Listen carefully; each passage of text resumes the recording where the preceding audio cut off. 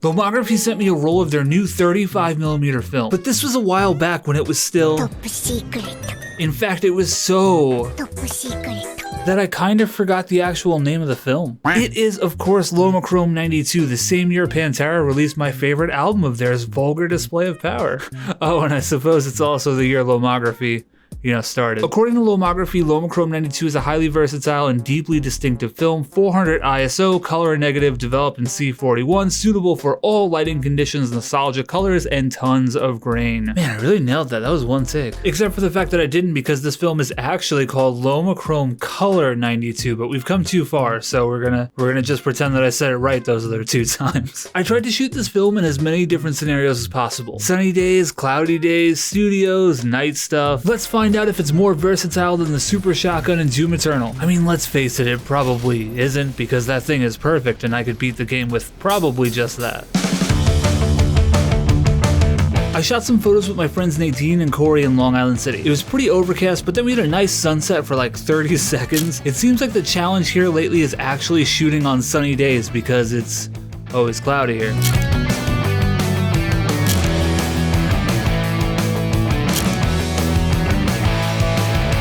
But either way, I really love these portraits. The grain is so fun, it just gives these portraits such a nice texture.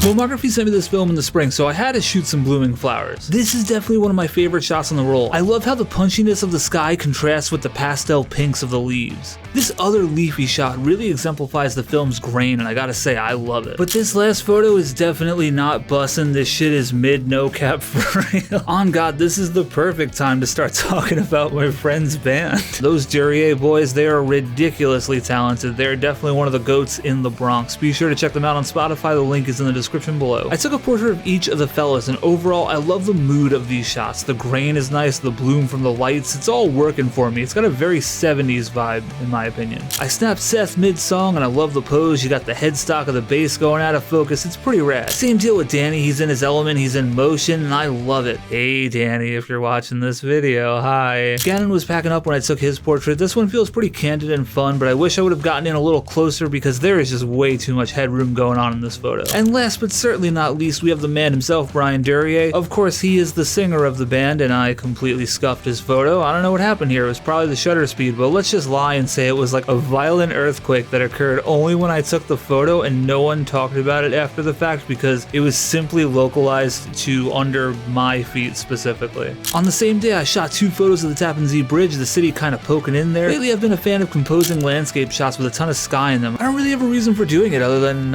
it looks kind of cool. I shot through the rest of the roll very casually and very slowly. I usually don't keep rolls on my cameras for months at a time, but this one was a little bit different. Speaking of, this is an awesome time to mention that I've been shooting all these photos with my friend's Nikon FM. Thanks Heather for letting me borrow it. I never really used this camera before, and I gotta say I love it. The build quality is outstanding. I love the locking shutter advance lever, but I will say I am not used to focusing on this camera in the same way I am with my Pentax or my Mamiya. I hung out with one of my best friends while shooting this roll and took his portrait. The focus is definitely softer than I'd like though. Funny story behind this photo. I shot this after he explained to me that he saw this thing online saying best friends don't have photos of each other on their phones. We took a photo together after that just to rectify the problem. While I was shooting this roll, the stars aligned and I actually got a chance to hang out with my friend Knobtop, who's also on YouTube. We had just enough time to grab a coffee at my favorite spot, Grounds. You guys know that if you follow the channel. And I shot this portrait of him outside of the shop, and I gotta say, I love this shot so much. Look at that handsome boy.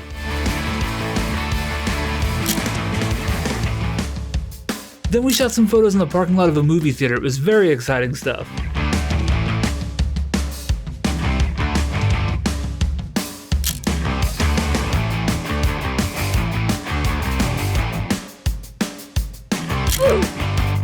What the hell is even that?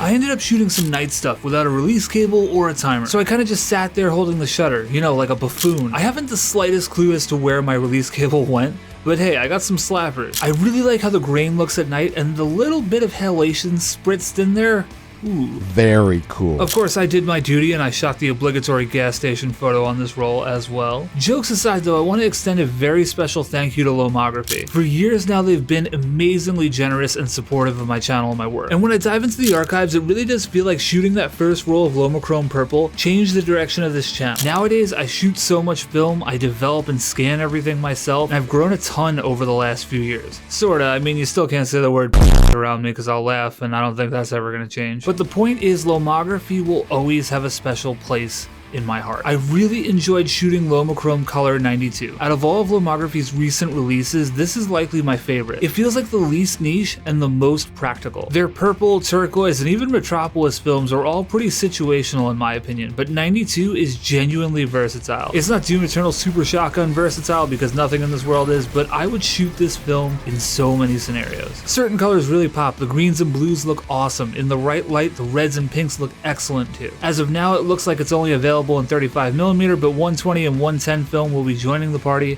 fashionably late. Well, my precious little eggies, I hope you enjoyed the video. Go pick up a roll of this, shoot it, and show me what you did. Join the Discord or hit me up on Instagram. I'll catch you in the next one. Alright, bye. Like and subscribe. Sweet Loop Photography. Dumb man.